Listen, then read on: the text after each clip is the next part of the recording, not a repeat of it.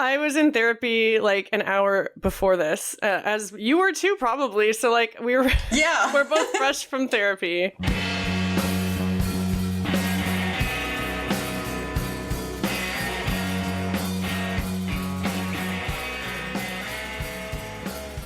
Hello, friends. Hello, friends. And welcome back to an episode of Pickles and Vodka, the mental health podcast where imperfect people have imperfect conversations. I'm Christina. And I'm Lauren, and I'm back. She's back, bitches. Oh, should I not say bitches on here? Yeah, why not? That's just the vibe, okay? Lauren is back, and I'm feeling so fucking happy about it. Because I don't have to do this by myself anymore. I mean, that was the point. Well, but also, obviously, you know, I'm glad that you did what you got to do, and you're still doing what you got to do, which we'll talk about, I'm sure. Yep, and I can tell you how crazy it's been the past few days. Yeah, let's start. Well, fuck it. Let's just start with, Lauren, where are you at? Well, I got out of residential, hooray, and then you move on to PHP, or you should move on to PHP, which stands for Partial Hospitalization Program. Basically, it means you go in, you do the same things you were doing before, they feed you meals, you go to groups, you go to therapy and all that stuff. But, like for me, I go in at 8 in the morning, and at 4 in the afternoon, I get to leave and come back to my lovely home and my lovely dog and cat. Yes, it's the best part about PHP, but it's also the most challenging part about PHP. Exactly, because if you noticed, you leave at 4, so that means dinner and an evening snack I am responsible for all by my lonesome. So, tell us, Lauren, the burning question on everyone's lips / fingertips. Mm-hmm. What was the first night back like? The first night was No one's asked that, actually. I just wanted to ask you that. No. Sorry, it was exhausting. Yeah, I didn't really think that you had, like 10 messages saying, ask Lauren what her first night back was like. Well, actually, we do have some messages for you, but we'll get to those later. We'll get to that, yeah. Yeah, I'm so sorry. I'm not used to this anymore. I'm just excited. I'll shut up now. Pico's trying to lick the microphone now, so maybe he will get on. Pico, your time will come. Yes. Yeah, so I leave residential at 10 on the morning that I'm going to PHP, so I still have most of a PHP programming to go through. Like, I'm excited about all the, oh my god, I finally left this place where I felt trapped for however many weeks. And then you come to the new place and it's like, yeah, but you have to sit through most of programming before you get to do the part you want to, which is to go grab your dog, which is to go home, which is to sleep in your bed. So... Yeah. So by the time I finally had everything done, I just was like, I feel like I ran a marathon. I bet. Pico, meatball, let's go to sleep. So, did anyone pick you up from the hospital, or did you drive? No, I'd driven there. And oh my god, that was both exciting and scary as well. Tell us. Like, did I forget how to drive a car? Well, yeah, you start doubting your ability to do things that you just did without thinking before, because you've been in another world. You haven't been focused on that. Yeah, and the place I was at, it's out in the middle of the woods where just these, huge mansions are, and it's these tiny little winding roads to get to it, and it's this long, long, windy driveway, but it is very much a one-lane driveway. Oh, I hate those. How's the visibility? Not fantastic. Sorry, no one cares about the visibility right now. Continue. No, I'm just saying so that's my first experience driving. No wonder I thought I forgot how to drive. I had to take my car down this driveway where it's so if anybody is coming at me and, people are coming in because they work there and stuff like that all the time, of course. Then I'm just I got to pull off the road, which I basically had to do once. And I was like, am I staying on this tiny little driveway? I don't know. I'm going to die. I'm going to run into a deer. So which of your babies did you pick up first? Pico, because somebody else was watching him. Yeah. Meatball was at my apartment. Yes. Oh. And picked up Peep. Picked up Peepball. Picked up Peep. I was trying to combine them. I picked up Peepball. Peepball. Yes, I picked up Pico, and I asked my friend. She recorded a video of our reuniting. Oh my god! It's epic. Can we post some of it? Absolutely, I'll send it to you. Yes, I cannot wait. Oh my god, I'm gonna cry. Then when I came home, Meatball was waiting right at the door for me. And usually he doesn't do that. Usually he waits until I come in and then is like, oh yeah, I know you. Okay. Oh. Yep, he was ready for me. They know. Mm-hmm. Yeah. Now, were you at all nervous to spend the night at home? Somewhat. I was kind of nervous when it got really close to leave, because then you realize, like, oh, everyone has been, taking care of everything that I need for so long. Yeah.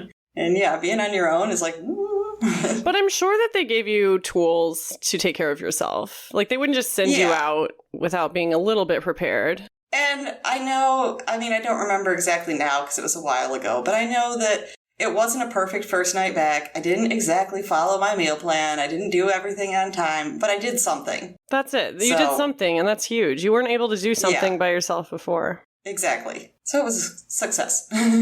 So PHP then, how's that been? You've been, for like a couple weeks now? Yeah, I guess, like 2.5 weeks or 2 weeks, something like that. Yeah, I mean, you told me it was really hard, and we had a little bit of a conversation over text about how nobody talks about how hard PHP is. Yeah, and that is. I think a lot of that is the autonomy that you suddenly have that you got used to not having. Like, you bitch and complain about not having it, but you also get used to it. Did you tell your team the morning after that you didn't complete your meal plan? I don't think I did. Lauren! Sorry. Don't worry, I won't shame you on the podcast. Okay. Not yet. Okay. But I mean, since then, because the first night I wasn't all set up, but there's a logging program, I don't know, you might have used it on your phone, called Recovery Record. Oh, yeah, I'm familiar. Yeah, yeah. And so, the dietitians there they all want you to log on there, so... The first night, no, I wasn't set up, and no, I did not share everything. But since then, I've had to log for them. So if there is a problem, they see it happening. Now, I'm going to try not to verge into triggering territory, but did you ever, log your meals before as part of your eating disorder behaviors? Yes, but I haven't done that for a long, long time. Well, so I did leading up to treatment. And so when I got out of treatment and they gave me an app and they were like, here, log all your meals, it was a little bit concerning to me. So I'm wondering how you feel about that. Is it helpful for you or is it weird? It is. I'm not sure that it's helpful but it definitely is weird. It's not hurtful though. That's good. I can see in your situation, and I know a lot of people as well, that yes, that became a behavior for them, logging every little item that they put in their mouth. Then I can see that being some resistance and this might not be so great. It's kind of what I did before. But for me, the thing that I've been really resistant to is my dietitian wants me to log the meals and also to take before and after pictures. Of the plate? Yes, and I don't want to put those pictures on there. Talk about that a little more. Why are you so resistant to taking the pictures? Or are you resistant to sharing the pictures specifically? Yes. Okay. Yeah. And I think it is part of it is still feeling some of the shamefulness, of just having to be look at all I ate. Oh my God, it's right there. Yeah. Oh my God, you reminded me of childhood when you said that. That sounds like something your mom would tell you, clean your plate. Oh, yes. It feels kind of like that, doesn't it? Mm-hmm. But that's part of it. And the other part I feel is the perfectionist part of me too. That's if I put it there, then she's going to see everything that I chose on my own. I didn't have a menu to pick from and it wasn't my choice. I chose my dinner and she's going to say well, it would have been better if you had this component or did this instead. So I'm afraid of the judgment. So I don't want to put it on. Oh, yeah, I get that. It's a very vulnerable thing when you've been so secretive about that part of your life for so long. I hate eating in front of people, even now. Oh, me too. It's the worst. That's always been one of my biggest things. And I have to have TV playing so I can't hear myself chew. That's a thing. Oh, yeah, I can see that. Yeah. Anything else? I feel like you've been gone for a lifetime, truly. I mean, if you want to hear the recent craziness, because you should, that's been going on in PHP, is, so PHP is not in the mansion in the middle of the woods. It's just in, an office building in a suburb of St. Louis. Well, that's boring. Oh, whoops, I doxed myself. But I mean, we know where you are. I said where I live. Yeah. We've only talked about it for, weeks. That's true. I was just like, did we always say the city that it's in? Yeah. Okay. I mean, I can start bleeping it if you want, but people might be confused. Yeah. But, yeah, anyway. So, yeah, it is. It's just in an office building. But halfway through Saturday, because no one's really going to be there except for us on weekends. And on the weekends, the doors are automatically locked, so we know the code to get in the door. And halfway through Saturday, the code on the back door stopped working. And the back door is where the smokers and vapors go out. So, we discovered that right away. That's like, the code on the back door stopped working. And a couple times, we had to go around to the front. And so doing that one time on a break, thinking like, okay, just have to go around to the front. And when I go around there, then suddenly the code won't work in the front door either. Oh my God. And since then, I'm not sure. I think maybe today when I left, the doors were finally working. But because a lot of people had Monday off and then Tuesday, was 4th of July. Oh, so yeah. For 4 days, we've had to prop doors open and call people to try and get in the first place. July 4th, we straight up thought we weren't going to have programming because we just didn't think we were going to get in the building. Oh, but you did? Yeah. Yeah, some Maine building person, I guess, let us in. That's not all. So. Wait, I have a question first. Okay. Did they do anything cringy for the 4th of July? No, we just, we tie-dyed. Oh, okay. You didn't have to eat anything traditional. Oh, we did they call it community snack once a week, where it's usually the dietitians pick something that's maybe supposed to be challenging. And we had dipped pretzels in red, white, and blue frosting and decorated them. Oh, cute. So that was community I also snack. shouldn't have said did you have to eat that? I should have said did they serve anything like that? That's not very healthy language. That's a good point.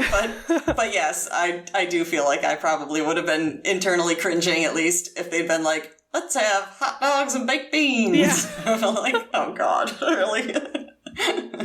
But actually, they couldn't do that because that's my second part of the craziness that's been going on. So they only really have one cook who is obviously an incredible lady, takes care of the PHP food. You have vegetarians, you have vegans, you have people that keep kosher. So she has to make every meal 10 different ways. Yeah, it's a lot. Yeah, so she's incredible, but she has been sick. I'm pretty sure that it's COVID because she has been out for a long time. And we had dietitians trying to make the meal some days. The last 2 days, they just ordered in our lunch. They ordered it from Crazy Bowls and Wraps, or they ordered it from Chipotle. Oh my God. That's the one thing you expect at eating disorder treatment is consistent food. Mm-hmm. Oh yeah. Well, they told us on Monday, too, some of the people working there were not only, do we have to scrounge because we haven't had our cook here for a few days already. And they're but we got the food delivery on Monday. And for some reason, almost everything they delivered us was past its expiration date. So we can't use it. What? So What? Yeah. I think today they finally had the food they were supposed to, in addition to... What a nightmare. How do you feel about that? Are you freaking out? At that point, when they, topped it with that one, then it was just hilarious. I was just like, what else? Come on, guys, lay something more on us. Right? That's good. Yeah. I think that sometimes we talk a lot about how living, through trauma kind of makes us fear the worst. And always be on the edge of our toes or whatever. I don't know why I use that. But we are really good at adapting to crazy shit. I don't know. It's something to be proud of. Yeah, I can see that. I have a ton of questions and I want to hear more, but I feel like that'll come about naturally as we move forward. So I have a message from Vicky. Yes, that I want to play for you. Okay. And then I have a few cute little messages. Actually, I'm going to read the messages to you first because there's not a ton. Okay. Hold on, let me pull. Is that Meatball? That's a meatball. I'm shocked that Owen hasn't tried to get in here yet. Oh yeah, he's so cute. Oh my God, he meowed into the microphone a few episodes ago. Oh my God. Okay. First of all, Christine says, "Welcome back." Thank you. Orion says, head empty, but heart is full of pride and encouragement for Lauren. Aww. Committing to change and exploring the unknown because you want a better life is a long struggle, but you're worth every dark, difficult day in search of your true self. Oh, thank you. Andrew, my friend Andrew from treatment, who was on the podcast while you were gone. Oh. Mm-hmm. He says, hi, Lauren, I'm damn proud of you. Aw, thanks. And then he has some questions that you might not want to answer now. He says, if this wasn't your first time in ED treatment, what hit different during CBT? Oh. I mean, yeah. So first of all, we've talked about different types of therapy before on the show. I don't know if we want to get into like a deep dive right now, but do you have anything like right off the bat to respond to that? So currently I am actually discussing some kind of, minor, major, like, I don't know, one/other, I'm not really sure, medium trauma. Okay. And, you know, we've talked about, we had a whole episode about small t trauma. Yeah. And this is kind of like, I've made it small, but I'm not sure that it really is. But it was always something, I think, because of that, because I minimized. Oh, by the way, me and a friend were listening to, he wanted to listen to one of the podcasts while I was in treatment. It was, I don't remember which one. I think it was the one where we were telling treatment stories. Uh-huh, that sounds right. He caught you calling me the minimization queen. Right away. Yes. Loves that. It tracks. Uh-huh. So you've been minimizing this, what you now have discovered is major trauma. So it's something that I feel like has always come up with any new therapist I see, where I'm just kind of, they ask about it and I'm like, yeah, there's some stuff that, you know, I'd maybe like to explore because I never have, but then I never do. I always just like push it off and like, oh, we got busy with something else. So this is the first time I'm really kind of forcing it. Like, yeah, I always say that I'm going to look into this, but I don't. So let's actually do it. What did you find? About yourself. Like, you don't have to share details, but like... And I probably will tell the story sometime. I might have told some of it before. I don't even remember. But I think it is just realizing that things are a bigger deal than I thought. Yeah. Yeah. Yeah. That's huge. Yeah. As we've established, like, you're the minimization queen. And so yes. I'm so fucking proud of you for doing that. I have to also tell you, speaking of that friend, it was... Yeah, it had to be the treatment stories, because it was the episode where you talked about being in alcohol treatment and getting the second cup of coffee with the old man that you'd raised. Yes. And for some reason, he loved that story. So, like, when we'd be in the dining room, then if we weren't at the same table, like, if we were across the room from each other, then we'd look at each other and we'd do the little raise, like... Oh my god, stop! Yes. So it lived on. Oh my god, I'm, like, gonna cry. I never think that, like, anyone ever thinks about those stories, you know? Most of the time, I'm not even sure if I want to, like, keep them in. I'm like, I don't know, this is stupid. But that's, you know, that's just me, and I'm working on that. Yeah. Oh, but CBT, cognitive behavioral therapy. He asked if it hits different this time around. So were you saying that you discovered the trauma in part because of, like, that therapy? Well, that's the thing. I wouldn't say that... I mean, I guess it kind of is CBT, but I wouldn't say that that's their main... Actually, what they have started latching onto is... Oh, what is it? It's very similar letters. Dialectical? No, I hate DBT. Oh, is it ACT? Or no, not ACT. It's another C. Oh, CFT. It's because it's that? Because it's compassion-focused therapy. Okay, sorry. No, I know. I'm sure it's cool. I'm sorry. What is that? Basically just like learning to develop some self-compassion, because people like us generally don't have much of that to offer ourselves. Yeah, I laugh, but honestly, I probably need it. Yeah, probably. Andrew also asks, what was unexpected this time about group therapy? Or maybe you could just share like something cool from group therapy this time around. I don't know if this would be good or bad, but it felt like the group therapy did not go quite as deep as it used to. And in some ways, I think that was good, because I feel like before that people used to get like so personal and so deep about it and everything that it almost turned into, you know, like trying to outdo each other with your war stories. Totally. Yeah. Yeah, you do have to show some restraint sometimes. Like when you're in group therapy, you have to be considerate of like others too. Yeah. Which I think we talked about that in our therapy episode. Probably. Yeah, because the groups were, I would say, in no way were they surface level, but they were more surface level than they've been. Okay. And that might have been okay. That's fair. Okay, that was all the messages. Thank you to everyone. Okay. Let's play Vicky's voicemail now. Okay, I'm ready. All right, so am I. 3, 2, 1, play. Hey, it is podcast listener Vicky, and I just felt compelled to leave a message as I've been kind of pondering some thoughts that have been coming up for me.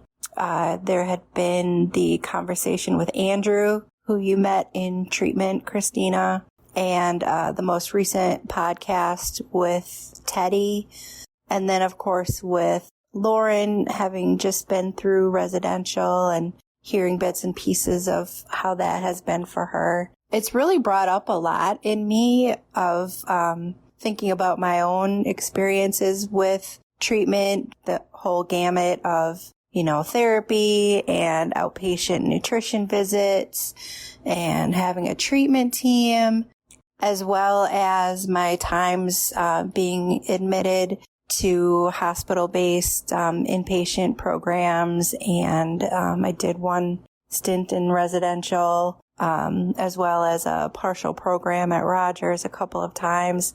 And I'm just kind of stuck in my own head and in my own memories, thinking about those experiences, the good things, the bad things, the relationships that are forged with others who are going through those types of programs.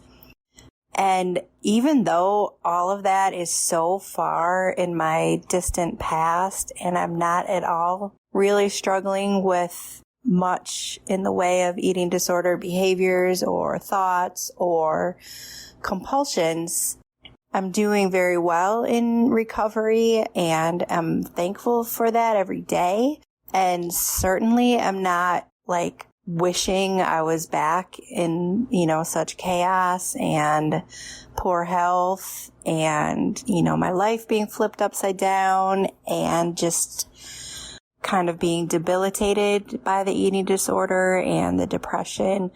So it's definitely not like a wistfulness of, damn, I wish I was sick again. It's just kind of this weird feeling of like, wow, am I never going to be in treatment again? Am I never going to have those experiences again? And it's just a little weird to think about just turning a corner and leaving all of that behind in the past. And it's a good thing, obviously, but it's also just a little bit sobering to be like, wow, I've moved past that, and that's a part of the me of the past and not a part of my future. And I don't know, I'm just rambling, but it's just brought up in me a lot of feelings, and just maybe it is a little bit of wistfulness, that feeling of safety and having someone else take care of you and someone else making the decisions for you and being able to put all your focus on one thing. And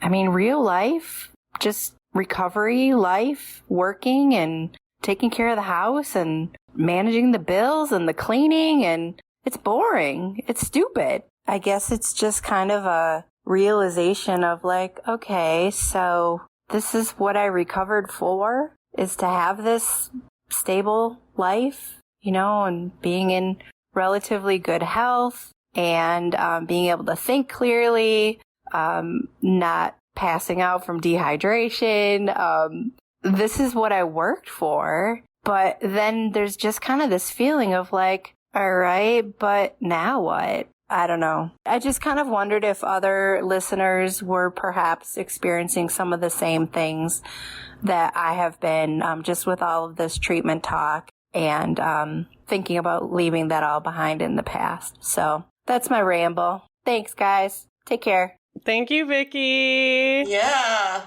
Wow. That is a lot to think about. It's a lot. So I have had a little more of a chance to ponder this voicemail than you have. And I mean, I am more similar to Vicky in that I am in a much more stable place than I was before. But like to me, it doesn't seem like it's behind me. It seems like it's starting to fade. And honestly, that scares me because I don't know who I am without this stuff. Like, it is nice.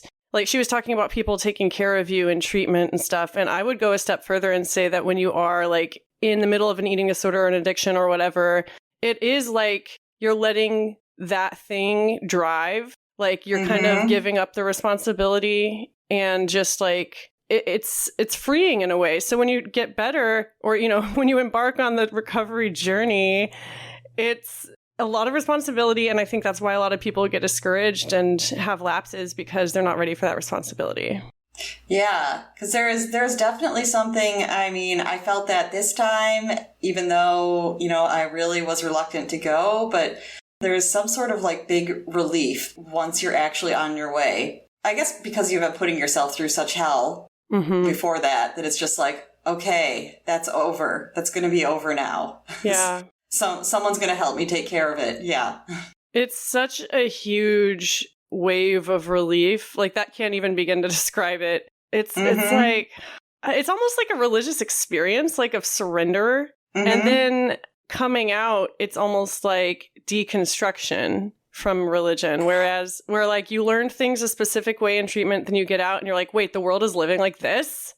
Yeah, it's like, oh, wait, you still have to do things the way the world wants to. Exactly. So, I have a few notes, but like, what were your immediate reactions to this? Because I know like you're obviously very early on in your recovery. And so do you experience already a wistfulness that she described? So actually what I felt like I was relating to the most is in the beginning when she just talked about like thinking of her past days and stuff like that. Because I went back to the place where I'd went in 2015 and 2016. So it'd been a hot minute since I'd been back there. And, you know, that also includes like my first treatment stay ever when it was like all super new and scary. So like walking into that building again, the entire first week or so, I remember I was like, I swear to God, all I'm doing is seeing ghosts. Yeah. It was things like one that I remember thinking of was just a friend that I made there the first time. And she could be, you know, like playful and goofy. And she was walking up the stairs on the other side of the railing. So like balancing on the tiny little bit of stair that like goes past the railing. Oh, geez. And, you know, like, and staff members are also like, get down from there. And she's like, no, it's fun. And so it was just like, I look at those stairs and I'm just like, oh my gosh, I see her playing on the stairs, but she's not here now. God, that sounds like a movie. Yeah, it was weird for the first few days. I bet. Yeah. Oh, so man. It was like that was where I lived before. And, you know, like walking into that dining room again was just like, oh my God, this is where I had my first like in treatment meal. And it was so scary. I mean, your first one of like a stay is also kind of like scary and nerve wracking, but I mean, nothing like the first time ever. Yeah. It's funny because in another voicemail that Vicky sent, she talked about past lives. And I can't help but think of that concept when you talk about going back, because like it is a lot different this time than it was that time. And so I'm wondering, like, what are some major changes that you're seeing? And like, are some of them even so big you're like, that literally feels like a past life? Somewhat. I feel like I didn't realize until I was back there this time and everything felt different, how much that first time I really needed to like pretty much have a childhood there. It was like I needed to really like get in with a crew where it's like I could be silly and act like a kid and all this kind of stuff, even though, you know, like I was in my 30s then. But you needed that. Yeah, I hadn't had that. Yeah. And I mean, not to say that I didn't do, you know, like some fun, crazy stuff with people sometimes this time, but it didn't feel as much like that time. Really felt like I had to go through and act, you know, like a teenager most of the time. Yeah. And this time felt more mature. That's so interesting. That kind of told me like, okay, so maybe you did really like get what you needed and you don't need that so much this time. Because I didn't feel as much like I had to play and be a kid. It was just kind of like, okay, sometimes you have fun and do something crazy, but... Yeah, I mean, that is a really nice part of treatment, is that you can kind of embrace your inner child. a little bit more if you so desire. But yeah, I mean, I think this time you kind of saw like how serious you needed to be. Am I wrong? Not at all. Just Pico was hacking up a lung, so I wasn't sure if you heard him. Oh my god, Pico! Sounds like me earlier. I had to use my inhaler. Aw. It's his own fault. It's because he tried to chase down B-Ball. No. Today I went to my parents' house and organized photos from 1991 to 2008. They have 4 big bins of photos at their house that I've been going through and organizing by year. Okay. Honestly, it brought about like a lot of emotional responses that I don't think I was ready for. I'm sure. Just like seeing all these pictures of me as a kid, just like, sure, I was happy in a lot of them and I looked like a normal kid, like before all of the addiction and eating disorder and stuff. But I also saw a lot of pictures of me like raising kids, like cooking and like pushing strollers and like reading to people and that kind of thing. And I saw someone who wasn't really having a typical childhood. And it did make me feel a lot of empathy towards my childhood self for that reason. Yeah, your story just made me think of that. It's a weird thing to realize that you need to be a kid in your 30s. Yeah. So Vicky asked, what does it mean, like, if I never go to treatment again? Like, have you been thinking about that? And I mean, I don't know that I have an answer for that right now, but that was a really good like thing to think about. Well, it made me think of when we met in person and we were answering listener Q&As on video and someone asked like what our dream life would look like in 5 years or something like that. And that was a really hard question to answer because I honestly like I'm not capable of looking that far into the future and like assuming that I'm healthy. Like, what does that even look like? Because I think, didn't both of us say, like, I mean, we wanted to be somewhere in recovery, but we're like, I don't think that it'll be behind me in 5 years. That doesn't feel like enough time. Well, the question was, like, what's your realistic future that you want? And then what's your dream future? And, like, I think both of us were like, realistically, we'll still be in recovery. And, like, I think I said I might relapse. I don't really... Which is good and confident. I was in therapy like an hour before this, as you were too, probably. So like we're both fresh from therapy. But I literally told her I feel like the house is going to crumble at any moment, but I'm fine. Oh, that's fine. Like I never take it for granted is what I'm saying, but I am really grateful to be in recovery and like I think I'm doing pretty good, and so are you. Yeah. I hope so. It's still at the kind of newness phase, and it's like, is this going to stick? I threw it at the wall. I'm not sure if it's sticking. Yeah. But like sometimes that's the thing. You don't know if it's sticking for years. Yeah. Like the time you went back to treatment in your 30s and you were, acting all childish and stuff. Yeah. Like you probably didn't know what a healing role that would have in the long term. And yes, you did end up going back to treatment, but that wasn't a waste. Yeah. Because now this time you were able to focus on other things. Exactly. Turning a corner is scary. Yes.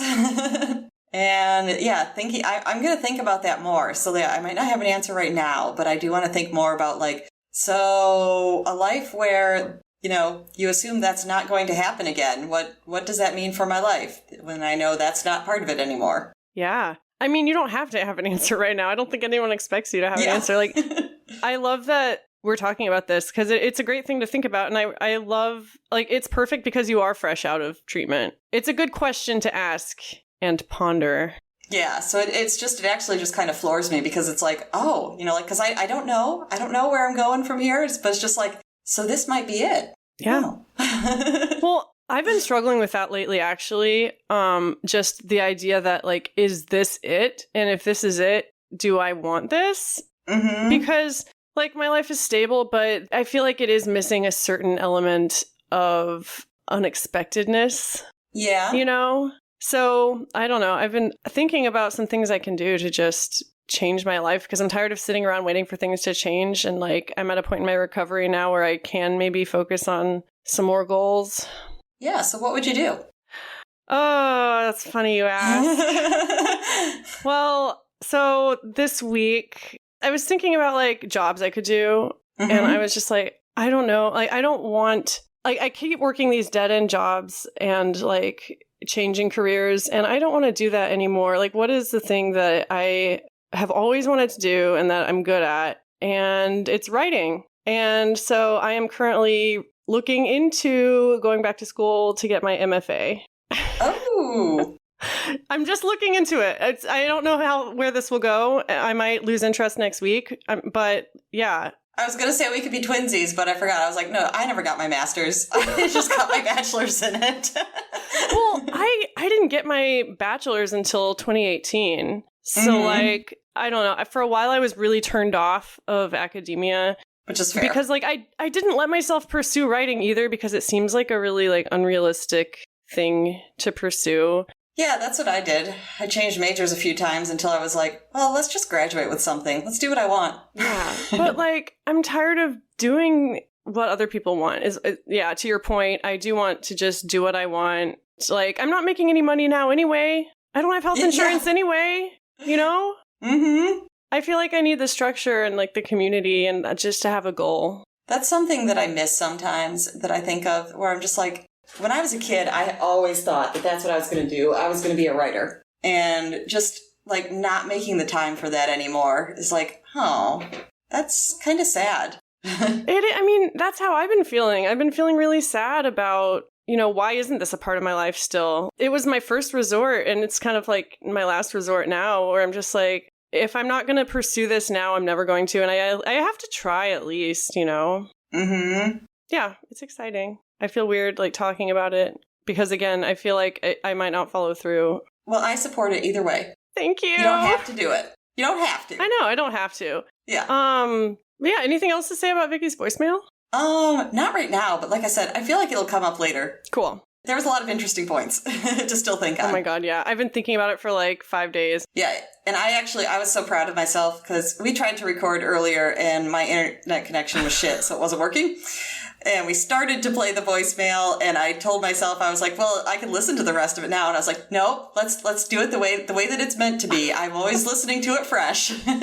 Yes, one of us has to be fresh, damn it. Mm-hmm. We're trying to keep things authentic on here. I know some podcasts record like 2 or 3 weeks in advance, and I think like I've tried to do that, and I can't do it. I need to be fresh. Yeah, exactly. But like yeah, that ours is fresh. That's like, as far as structure goes, that's all I have. I kind of want to hand the reins to you now because I'm tired and I want to vape. Yeah. I don't know what else to say right now, but it actually is getting really, really warm up here. Oh yeah, I'm sweating. Yeah. Is that your way of saying you're signing off for the night? I was going to say, what is our next episode supposed to be? Are we getting back into the polls and the topics and the people and the things? Well, I was going to ask you about that. We could just have this conversation now. Why not? Yeah, absolutely. So I was thinking the polls. Well, I don't know. Listeners, do you like the polls? Because honestly, I didn't miss them like too much while you were gone. I feel like... But sometimes we do get a lot of answers, so... That's true. Yeah, if people like answering them, I wouldn't want to never do it. I'll rephrase that. I feel like I didn't miss making them. Yeah. Okay. Yeah. So like, yeah, we could do the polls again. I also do want to get into like guests eventually, like we've talked about, like interviewing friends and stuff. I was thinking it would be cool if whenever we did guest episodes, then the guest could pick a topic. Oh, yeah. I mean, when I was a guest, I kind of picked the topic for you. Well, yeah, exactly. so yeah, like if it's something they want to talk about and feel, passionate about. It kind of happens already. But True, the point is, if you want to be a guest, like hit us up. It might take a while for us to get our shit together, but we want to. Yeah. And like, I think we're ready. And this goes out to, like any of my recent treatment friends who might be listening, because I found out some actually are. When it came up that I have a podcast, some of them said, they were like, I'd be a guest. So if you mean it, then contact us. Contact us. Mm-hmm. And we will do it. We'll do it. I promise that I'm every bit as awkward in the interview process as I am on here. Even more awkward because I edit this shit. Me too. I mean, I don't know for sure because I haven't done an interview yet, so extra awkward. Yeah, extra awkward. Awkwardness abounds. But yeah, we could do a poll episode for the next one if you want. Okay, I was thinking that, or I was thinking, I haven't surprised you with a topic for a long time. You haven't? Maybe it's time I do that. Okay, do you want to do a topic for next week? I think that's what we should do. All right. So next week we'll be back with the topic of Lauren's choosing. I'm so excited. Also, if you haven't rated us yet, oh my God, Lauren. Oh my God, excitement. I texted Lauren like 5 minutes before this. No, it was earlier in the day. I don't know. I'm so excited. But earlier today. Yeah. I texted Lauren earlier today and I was like, we broke 5 stars on Spotify. Because, guys, we have been stuck on 4.9. We're both just so excited about this. So, thank you everyone so much. I guess asking for ratings does kind of work. It must be people are still rating us because it changed. Yeah, thank you for that. But yeah, rate us again if you haven't already. Yeah. And but only if it's going to be 5 stars. We don't want that 4.9 shit anymore. No. We're a 5-star. We're a 5-star podcast. Do we know it? Yeah. I hated saying that. I loved it. Follow us on Instagram at Pickles and Vodka Podcast and on Facebook by searching Pickles and Vodka, a mental health podcast. It's a good thing that we are actually ending it now because for some reason you just cut out for like 15 seconds. Oh God, so don't jinx start it. Again. Lauren, where can they follow you on Instagram? They can follow me at Pico Suave, spelled Picosauve. Cool. And you can follow me. I say it's my dog's Instagram, but that's where I mainly hang out. Follow Lauren's dog. Follow me at Xtina Jumper, and we'll see you next week. Yeah. Bye. Bye.